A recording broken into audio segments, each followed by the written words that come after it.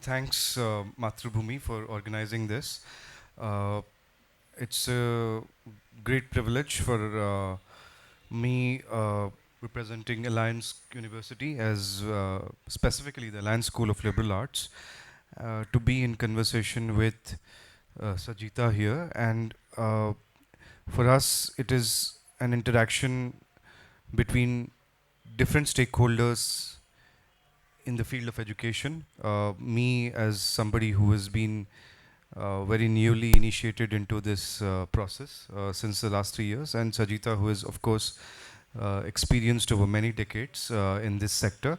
I would like to begin this conversation by asking you to just tell us about how your career in this sector, and especially both in terms of your interventions, whether with the government or as part of non-governmental organizations, how that has shaped your worldview on this topic, and uh, even more specifically, how that has led you to write, your sort of pen down your thoughts in the form of a book, right? So, thanks.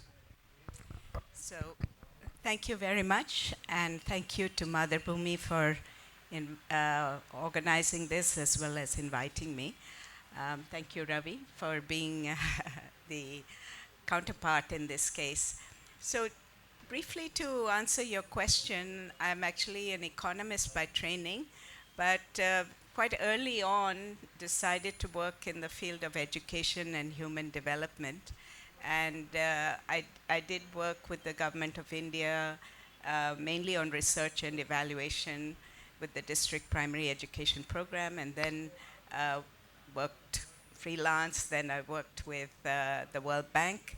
I'm left the World Bank, so I'm former manager and former advisor on education. And in Kerala, I work with the Vakamaulavi Foundation Trust, and one of the areas is on education. I'm the vice chairperson.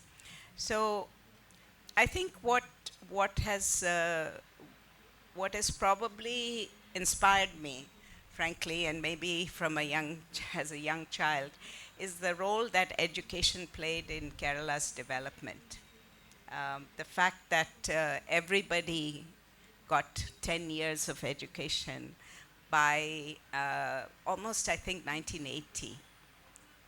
That's 50 years ahead of other states in India, many of whom still haven't reached that, ahead of almost all sub-Saharan African countries. And it's in many ways a remarkable and sometimes understated achievement as to how we did that. Over the last few years, of course, what has interested me is a lot about technology, and technology not only in education but in human development.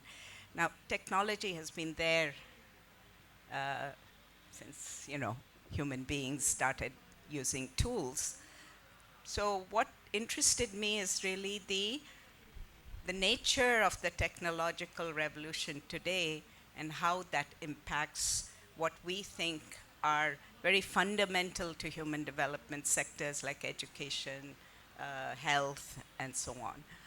And so my last book before I left the World Bank is actually called The Converging Technology Revolution and Human Capital. And happy to talk about that and the concepts around that as we go forward. Thanks, Sajita. I think you already touched upon quite a few issues which correspond very well with some of the concerns and interests of ourselves as a university, which is, as you say, the question of technology. Uh, in a sense, technology is it is inevitable for us to sort of participate in this technological revolution. The question is who decides those terms. I thought about, for example, the example of Kerala that you gave, because an immediate view of technology that is taken in the perspective of developing countries like India with a large population is that technology will help you solve problems of education at scale. Uh, while that is true, I think while we, just as we were talking about before this panel began, how do we, while we accept that technology could help us solve those problems at scale, how do we also maintain a critical view that technology cannot really solve everything like a magic wand. And the mere adoption of technology doesn't sort of, imply the results that you expect from that adoption. So, can you talk a little bit more about that? Sure. I, I think let me just step back a little from your question before I answer it, because I think one thing we struggled with is defining what is this technology. A blackboard is also a technology, right? Chalk is technology. So what is so distinctive about this technology revolution? The other issue is the term human capital, which is, of course, an economist derived term. And it views human beings in a way as an investable asset on which you could get returns. And this is, in fact, the issue of rates of return to investment in education and so on comes from that. But it does raise the question of, is that the purpose of, in a way, human development? So you know that the United Nations prefers the term human development rather than human capital. And increasingly people talk about human flourishing. That is, it's not just human beings as both as an instrument of economic growth or as a target of economic growth, or even just their development in terms of health and so on, but really them developing their full potential and agency and so on. So I'm saying this not because I have an answer, but I think we need to put that in perspective, that what are we talking about when we talk of human capital, human development, or human flourishing? Because technology is then an instrument for that. Now, coming to the issue of technology and what we mean by technology at this time, so what is distinctive about it is that there's a convergence of multiple technologies.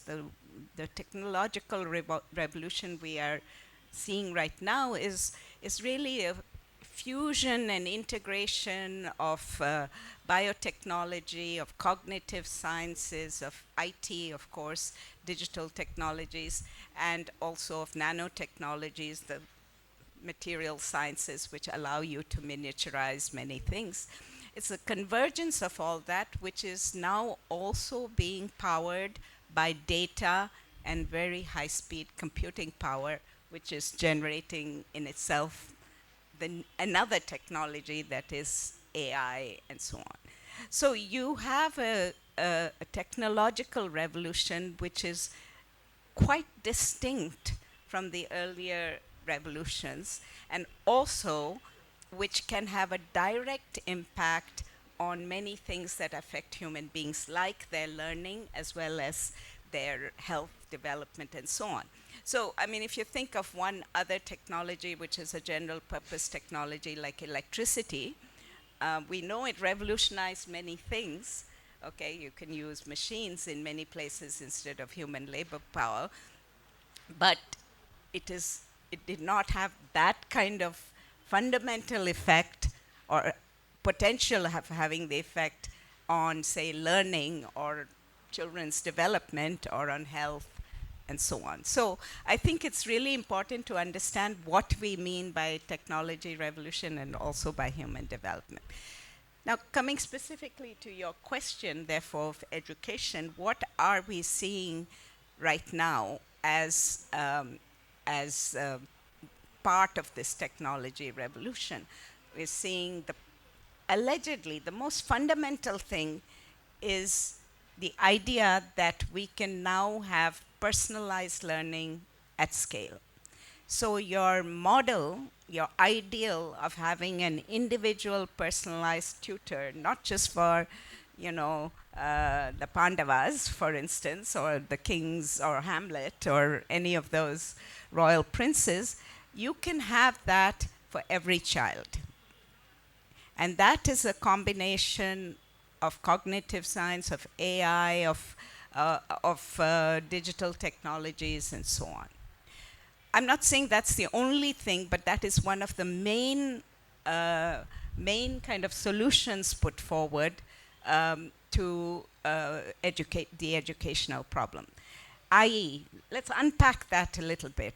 We don't have teachers who are experts, who are good pedagogues, who understand the subject as well as who can teach well. And we don't have it in India, we don't have it in sub-Saharan Africa, and hence kids are just not learning. Now we have a solution where we can actually put the subject matter and the pedagogical techniques, allegedly, and you could calibrate this to the learning levels of the children, to the learning styles of the children, and to many other factors, etc. So I think we need to question that. First of all, what is the goal? Usually the goal is still the same. It's not the personal development of each child. It is actually reaching some exam result, right? You score better in exams if you used a personalized learning app or a learning approach. And that is then not personalized at all. It is actually very standardized. You're just saying, this is the goal for everybody. You can maybe go this way or this way, but that is the goal. There's actually nothing personalized about it, right? So you have invented a solution to a problem, to another problem, not to the problem that you claim that you will solve. Now, this is one reason why China has banned some of these apps, because effectively these were tutoring apps, right? And they were, with prediction, they were able to suggest which questions the children could solve or should be asked to repeat, and so on. So instead of a teacher doing that, it's the app which is doing that. The app is better than the tutor. But better than the tutor in what exactly, right? So they had to ban that because this was putting enormous pressure on the children. So my argument here is that I think there's tremendous potential for these technologies to help children to learn. But finally, you need an experienced adult, you need a sympathetic and empathetic adult to actually help children learn. And there is no way to get around that. You have to do it. I mean, I can explain more about, affective learning and so on, but these are still extremely, let's say, extremely, they don't allow the development of the children. They actually control the children in certain ways and can create other kinds of stress. I think the theme of control here is very pertinent because uh, there is another question is who are these students who we want to educate, and one of the answers to that is that they are also citizens in a certain polity, right? And I think the desire to control, uh, because I mean one of the suggestions from what you're saying is if we go to an idyllic conception of how learning happens through the genuine human interaction, through actual individual attention as opposed to personalized attention. Uh, I mean, probably the reason why this desire to control the process of learning has come is because states and governments have certain political responsibilities in demonstrating how much they can intervene in education and how much they can make education better. And I think logically that entails that they would sort of outsource that work to a technological regime, right? It could be like you said, maybe a government probably says that this or that app is made compulsory in all the schools, and the government then, sort of uh, goes around saying that that is an achievement in, how it is intervening in education. And I know some of this is happening in, say, for example, schools in Andhra Pradesh, where they are partnering with all sorts of apps which claim to develop your English language capacities and everything, and they believe that just the government's financial support in enabling those apps is where the government can then wash its hands off and not contribute any further. That was one question, but the other deeper question that you raised when you brought up the definition of human development itself, because uh, we are also having, and I'm talking especially, and if you could enlighten us on how bodies like United Nations work, because they are very much interested not just in the category of human development but the human itself, and uh, I think that's a very the politics or the implications of that is often underestimated, because here is an organization which is claiming to develop such new definitions of what a human, or even operationalize certain definitions which are coming from economics and otherwise, and sort of merge that with policy initiatives, which will then be further legitimized with collaborations with government, so on and so forth.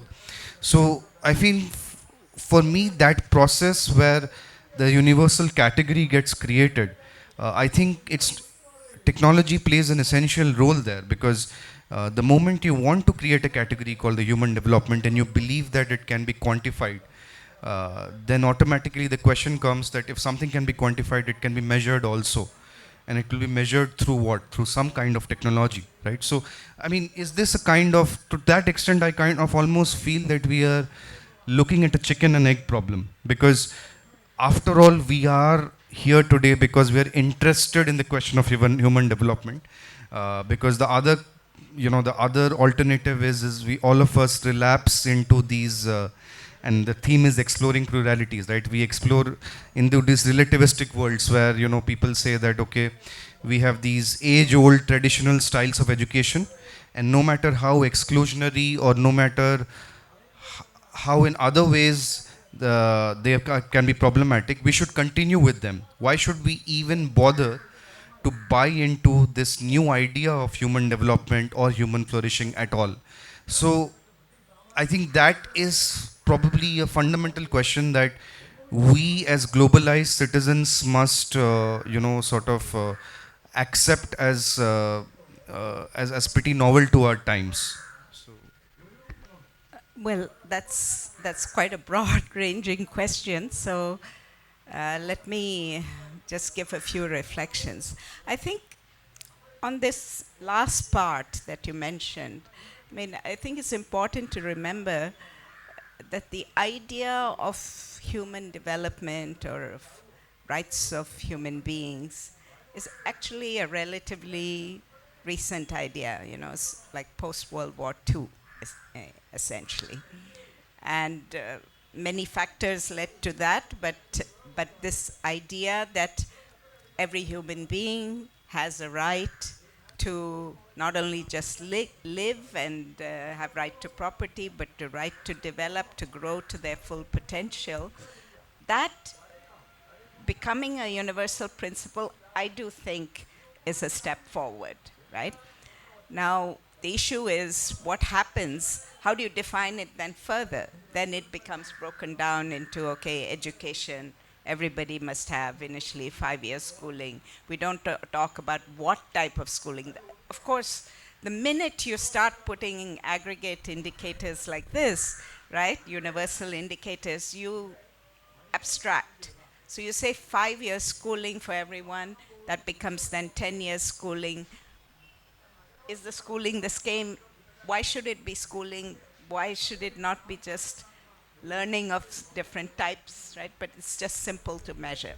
And you implicitly start saying, well, if they have at least 5 years of schooling, they will be able to read and write and being able to read and write, they will become better workers or they will become better citizens. There is an argument behind it which is not always explicated. But, similarly about health, that, you need to have certain indicators. Now, we can't deny that those are not useful. I mean, look at Kerala compared to Bihar. We do have life expectancy of, over 80. We have an infant mortality rate of less than 10, which is better than the United States.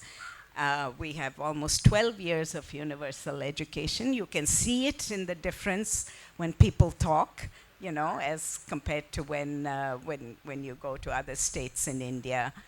So these indicators, and I'm a data person, I do think that those are valuable. And without that, you can't really take things forward. But if you just make that the goal of measurement dictate actually what is the process of learning, then this is where it becomes very, very problematic. Because effectively, you are trying to say that what the technology can measure or do, that is what your child should be able to do. Okay. So it's not the other way around, that you're setting like standards by which, children can develop further. Like, what is one of the most fundamental things that enables children to succeed? It's their ability to learn how to learn, right? Which, of course, they need language, they need some of the other fundamentals, but they need confidence, they need self-esteem, they need even the skill of how to learn. And if that is not taught right from the beginning, even if they reach 12 years of education with personalized apps and so on, they're not going to be able to learn further. So we have to really decide in our education systems, and we are focusing a lot on education, we have to decide a lot on whether what is the purpose of education, what goals do we want children to achieve. Okay. The flip side of this is some of the dangers of using these technologies without proper understanding of parents and teachers and so on, is that you can have a lot of flawed judgments. You see, I mean, I remember reading a paper of the government of India, I think it was on AI policy in education. And one sentence struck me a lot, that, by using AI in education, you can easily tell by grade 6 whether the child has aptitude for vocational training or for other things. So the idea is to then put them into vocational training. Now, how do you know that all those kids will not be actually from, certain castes, certain groups, etc., who will be shunted off into vocational training? We know that that happens through algorithmic decision making, right? We know that happens in how loans are given and so on. So why would it not happen in education? So the issue here is that we have to have proper governance of these technologies, and participatory governance and transparency and accountability. Now, supposing it's that app which decides whether your kid goes into this stream or that stream, and then that's a mistake, let's say, who is actually responsible or accountable? Is it the app? Is it the owner of the app? Is it the school?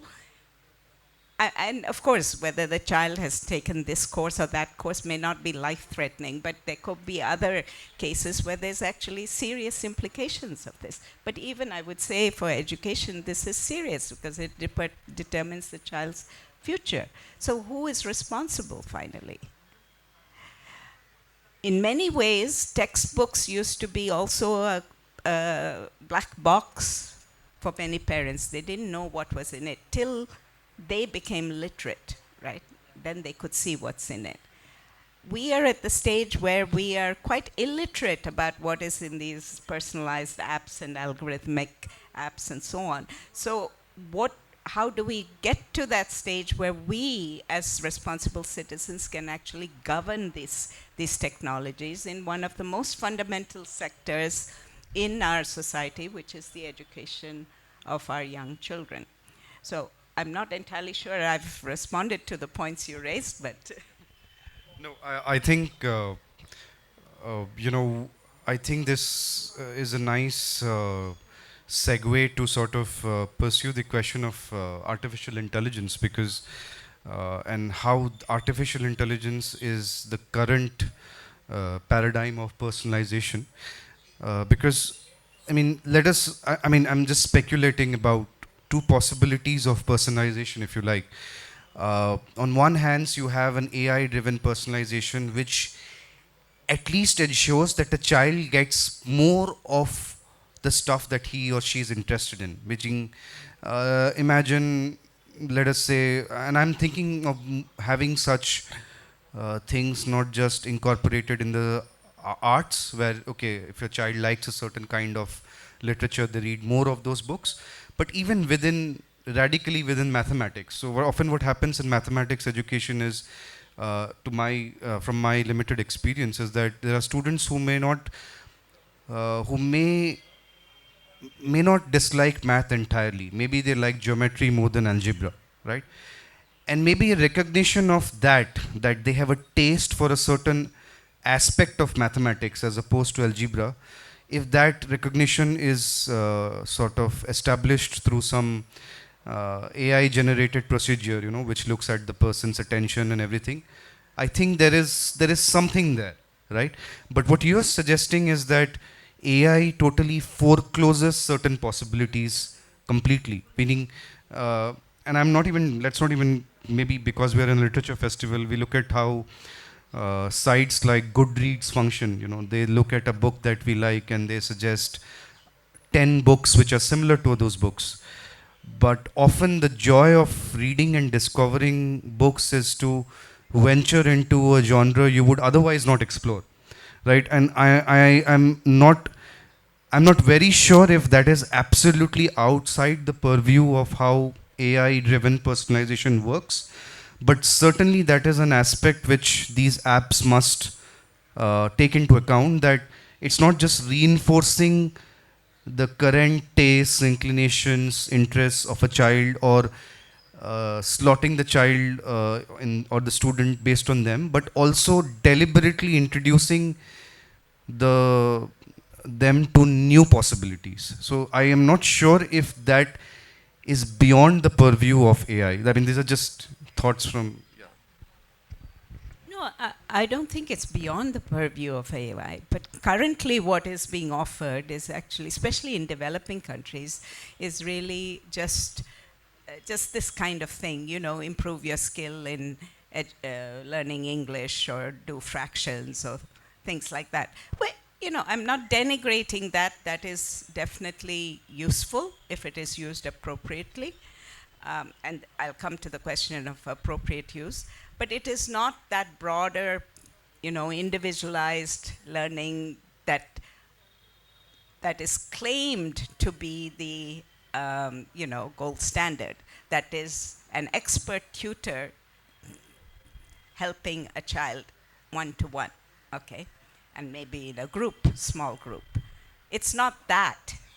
Now, the issue is that at this stage, when these apps are being introduced in government public schools in India, is often without the teachers understanding.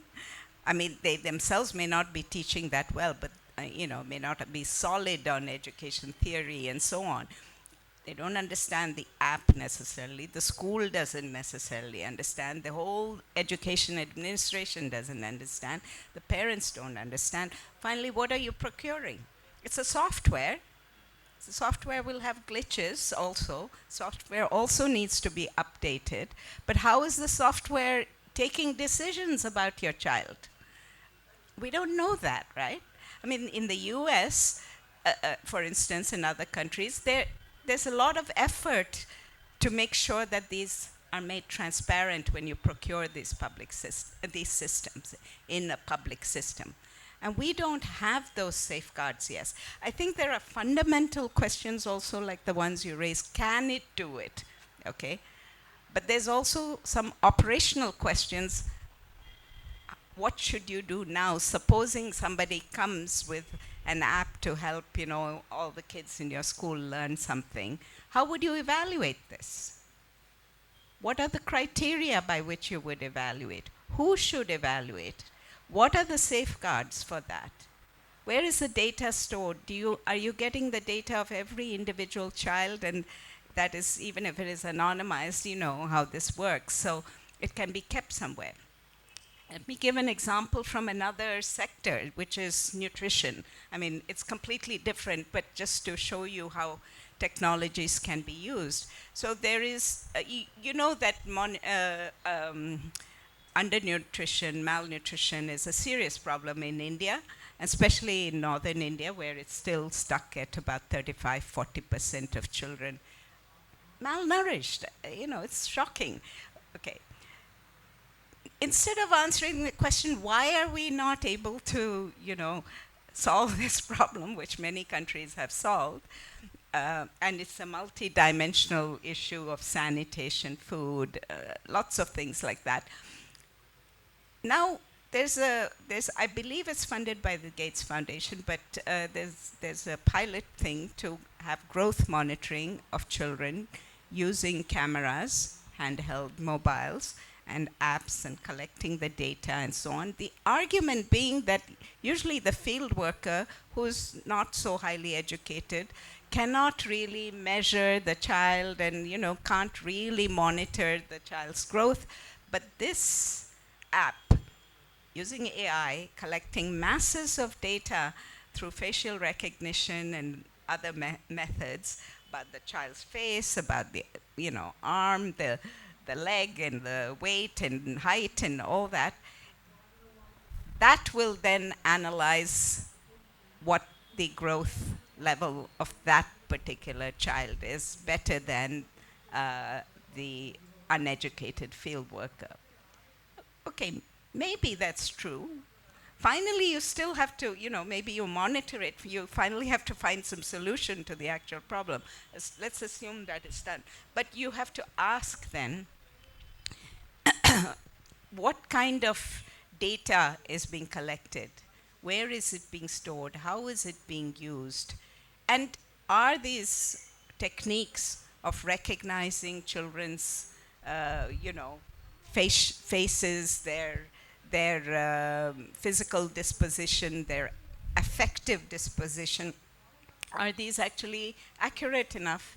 And are they of predictive value?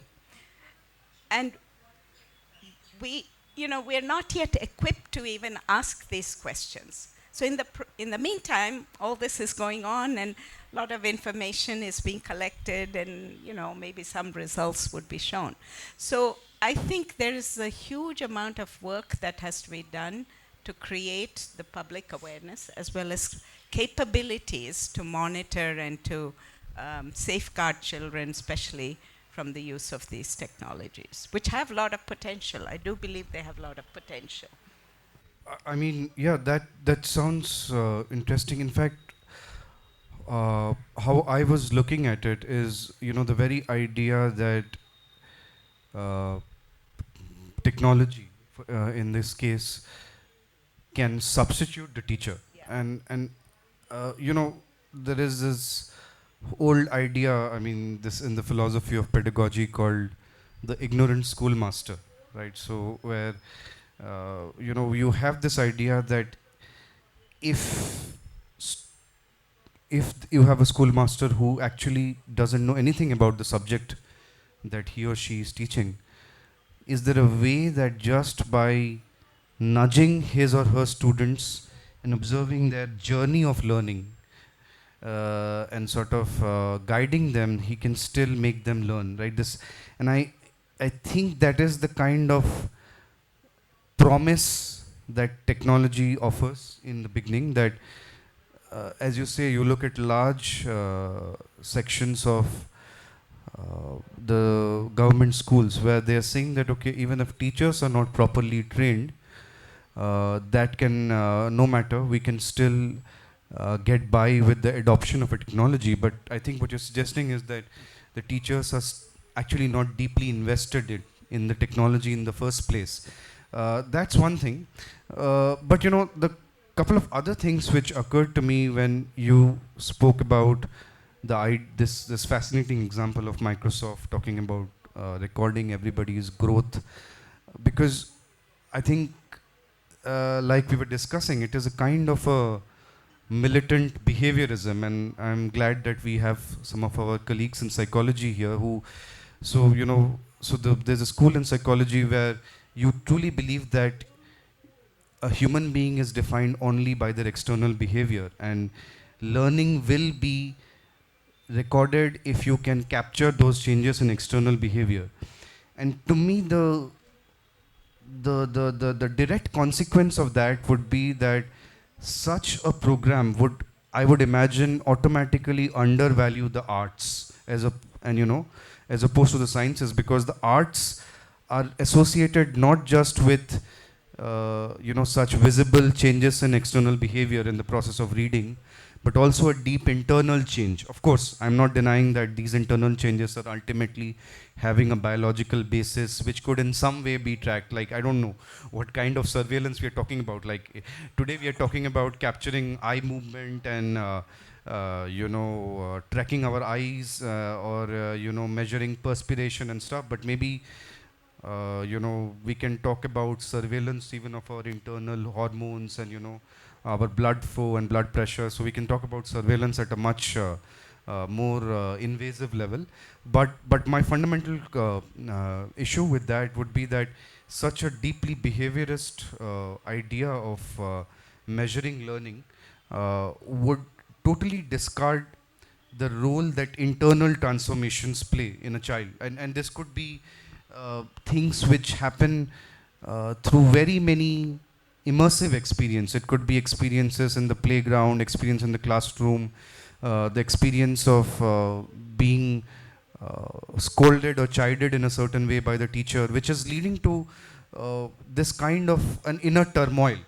And I wonder if there is any way of, if not recording or capturing, but taking that into account through technology. I mean, what are your thoughts there? I mean, Well, the examples you give about measuring these different, not just external uh,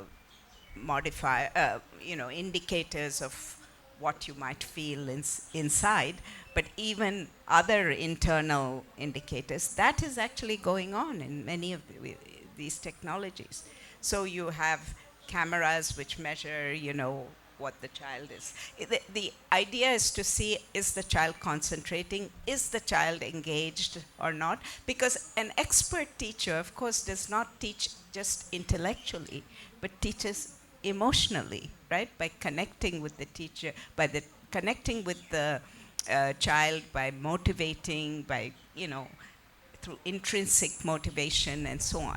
So we know that technology can't do that. Now then they simulate this by saying, okay, now we'll see whether the child is really concentrating depending on how many times they blink, or, you know, what their facial expression is.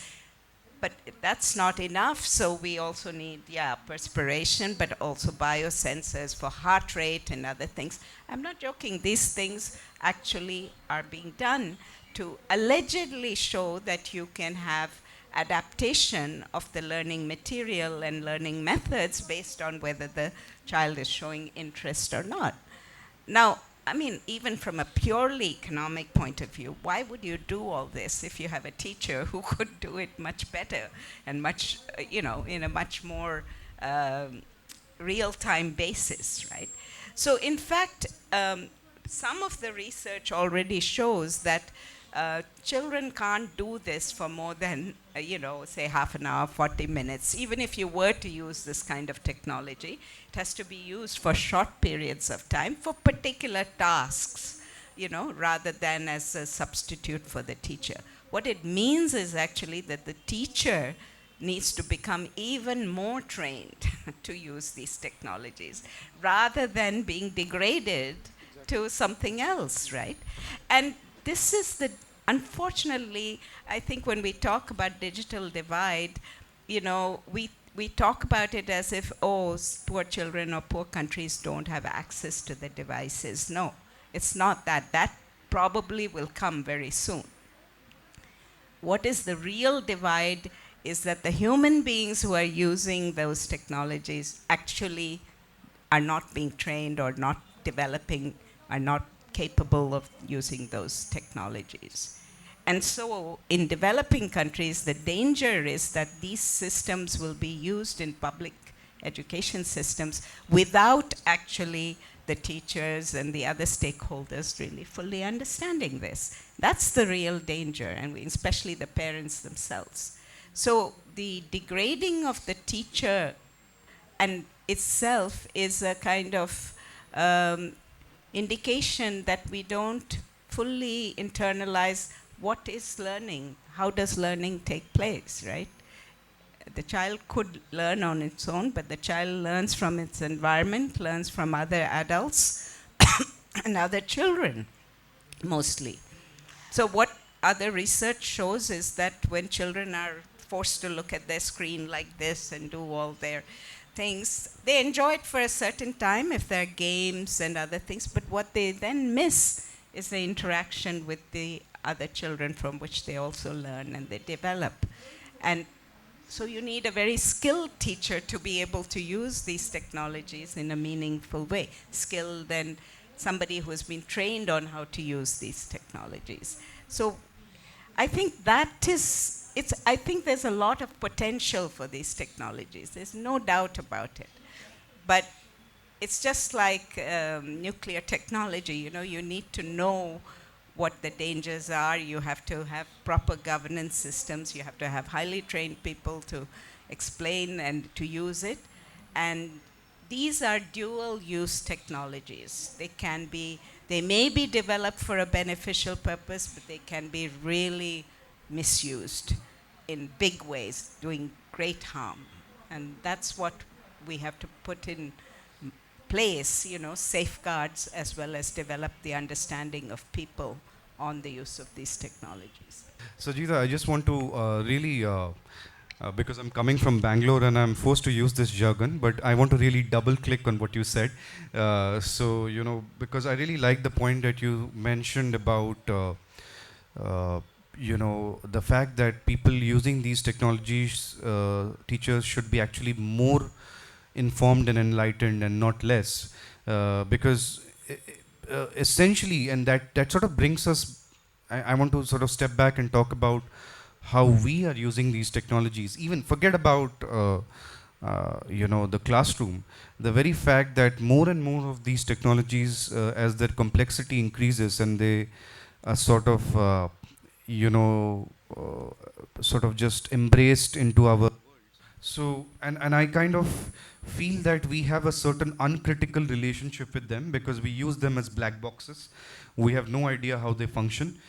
And in a strange way, we lose our agency, not just in the classroom, in also our everyday life, and about how, and get to have very little say about how these technologies are manipulating us rather than us manipulating them. So I think that's a larger point beyond the classroom, number one. And the second thing that occurred to me was, and you know, we are, as a university, we are deeply, a part of us is obviously, because like I said, we have a commitment to solve problems at a certain scale. We are a university with quite a few students, and there is a rapid adoption of technology. But at the same time, especially in the School of Liberal Arts, we radically try to reflect on technology. And I mean, I can't help but plug this in that we are actually having a AI art festival, you know, next month, where AI art and AI installations,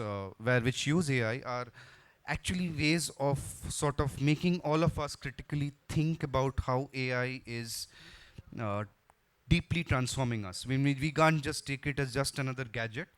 And that relationship, critical relationship with technology, is very essential, so that they don't become another app at our disposal.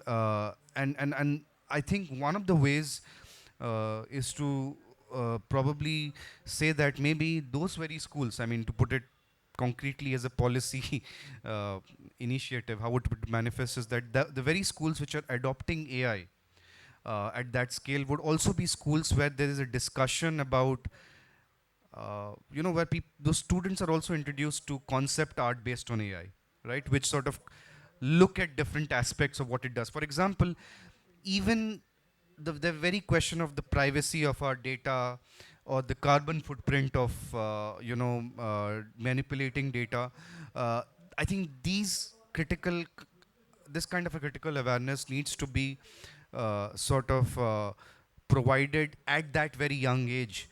It is not something to be talked about between us. If it is, in fact, those are the people who need to most urgently discuss it, because I think relatively we were lucky to be belonging to classes which were privileged enough to not even have this considered. That I was very lucky that, I mean, I had some of the best teachers throughout my school and my college years. But those people who are actually using this, the critical awareness should come to them right away at that stage, is what my suggestion is. And again, the deeper question about uh, thinking about all kinds of technology, and which is one of the why it once of brings back to the way you talked about the recognizing that the blackboard is a technology, so this primal understanding of how we've always had a primal relationship with technology, beginning from the written script, the blackboard, from then on to our times, our screens, and how we manipulate the screen. That historical understanding also sort of feeds into this critical awareness. So yeah, thanks. Yeah. I mean, I sometimes think that, we are at a stage like when writing was invented and it was just the preserve of a handful of people, usually priests, right? And for the rest of the population, this was a complete mystery, right?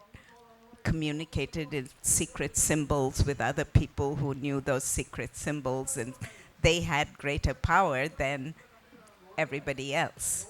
And we had a period of democratization where, you know, reading and writing and books and so on became available to everybody, and that had its big impact on society.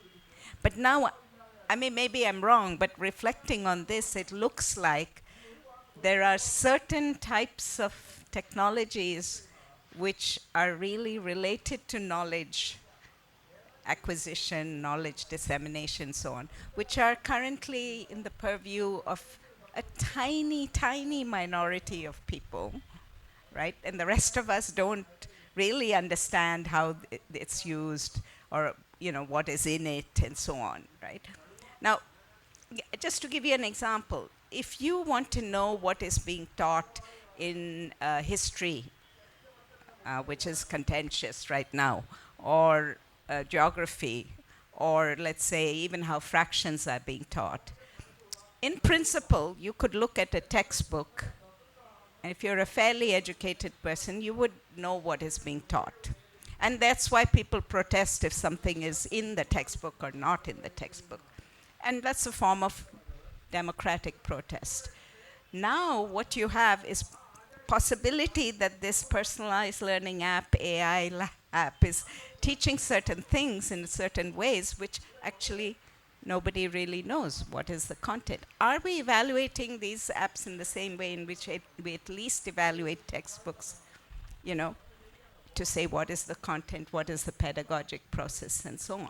So, coming to your point, I think if these things are being introduced in schools, and they can be helpful, there's no doubt about it, they can be helpful.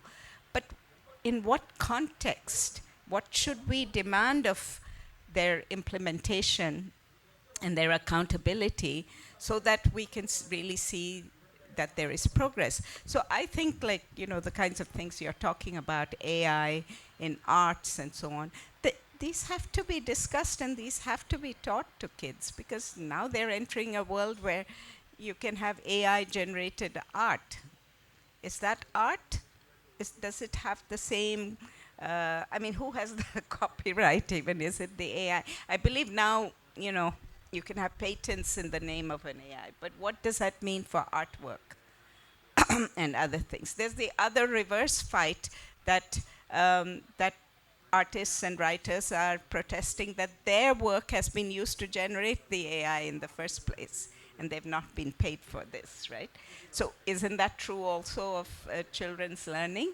That what these apps improve as a result of the data you collect on how children are learning. Who then becomes a proprietor of that? Why is that not a kind of social thing, and why does that become the property of, say, some individual company, right?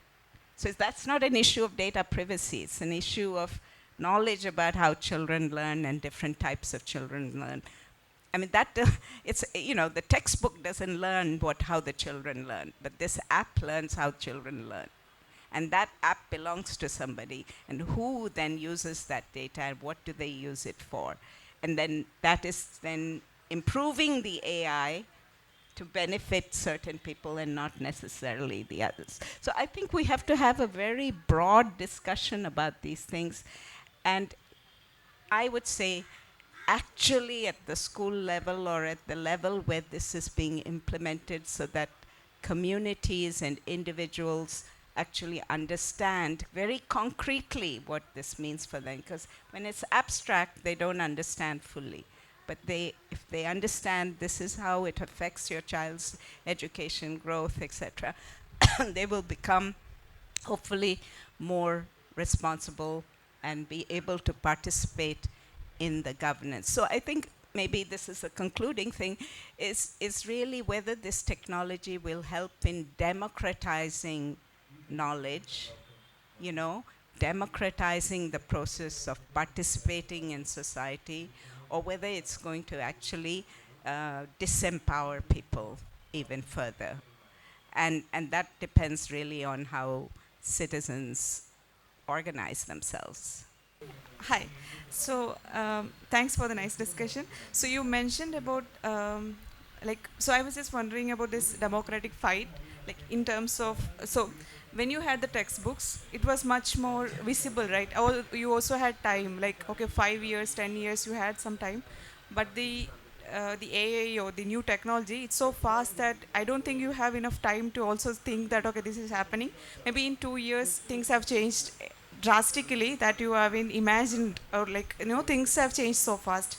So my question is, like, in a country like India, for instance, there already exist a lot of discrepancies or segregation between people in terms of caste, or it's like a biased population already. So there, so how like as an individual, what kind of contributions one can make in policy making, for instance? I mean, these are the things which are not in our hand, right? So we elect some people and they are like MLAs, MPs, and that's where our contribution comes in, like who is making the policies, right? So where do one can contribute, like what is it, like even if like person with an education, how we contribute to our own children's education, for instance? Yeah, thanks.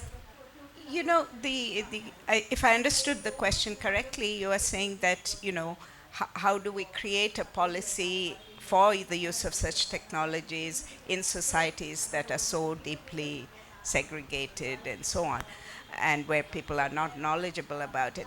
I mean, I would say we had a similar situation with textbooks before. Remember, we used to just use British textbooks, right?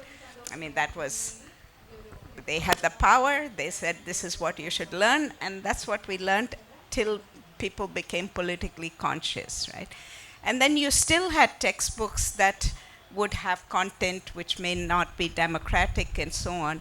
And the way that got changed was by people, I mean, firstly, enough literate people, right? And secondly, politically conscious literate people who could then exercise their influence on that. And I think the AI and all these new technologies, yes, we have to catch up with them, but in a way we have to go through that process. They have to become transparent, they have to become accountable, and in particular those who are literate in those technologies have to play a big role in the democratizing of the use of these technologies, because it's just like writers and those who were, scholars and so on. A section of them became very democratic, right? Some others wanted to be very elitist, and I think that is still going to be the issue here, whether we can make these technologies more democratically available. The point about how do you influence policy in a situation where maybe the elected representatives don't understand what these technologies are, there's a lot of lobbies and pressures and so on. And honestly, it becomes a gimmick, right? Every party then says, oh, I have installed this, all these smart classrooms, and then there's a smart app, and all our children are going to learn everything. And it's a political electoral strategy. Well, initially that may work, but we have to create conditions where we can influence policy through public debate and by actually creating a more educated citizenry which is able to influence these discussions. So if our elected representatives are behind us, okay, well, that's how it is. You got to maybe see how they can catch up, yeah. Hi, ma'am. Good morning. My name is George. I run an experiential learning school. So, just a question is, a lot of children today in the world are getting unschooled. They stop going to schools. A couple of days back, I read an article where Fortune 100 companies, 50% of them are removing, basic degree as a qualification to join them. Yeah. And you see technology taking out a lot of jobs. In the next 10 years, 60% of what you see around won't be there. So on one hand, children will stop going to schools. I'm not talking it's going to happen like soon, but that's in the beginning. And then on one hand, there's a lot of jobs being taken away, new kind of jobs coming in, new skill sets that need to be developed in our children. Now, schools are still doing the rote learning methodology, following the same old textbooks. So do you think the human capital is actually going to be a liability in the next 25 years? Human is going to be a liability with all this technological development? And how do you think education should evolve with this? No, I mean, human capital is a liability only if you think of it as capital in that sense, as an investable asset, and whether that is less costly than a machine, okay? But I think if you look at it differently, if every human being has the potential to learn and grow and contribute, then it is more like they are using the technology rather than the technology being using people. To give you an example, I mean, let's say take the work of copy editors, for instance. Quite a skilled job, actually. You don't have enough of them. But now that generative, AI can do that fairly easy. Okay, so many copy editors are going to lose their jobs. This is true. But many car workers lost their jobs, right? Because new technologies came in. In that sense, there's nothing wrong with it. You'll have new jobs and so on. So I don't think it is necessarily a bad thing unless in fact, a huge number of jobs are lost at one time. There's such major disruption that you just can't, get new jobs and so on. Then you'll have a social problem. Okay. If you think that in the United States, people are so angry and so upset because they lost their jobs due to globalization, of course, there are going to be people who will be angry if they lose a lot of jobs due to AI. So that's a broader question than education. It's social policy. On education, I think, yes, it has to change. Fundamentally, it has to change. But it can use technology, but it should increasingly teach children how to learn and how to ask questions rather than how to memorize the answers.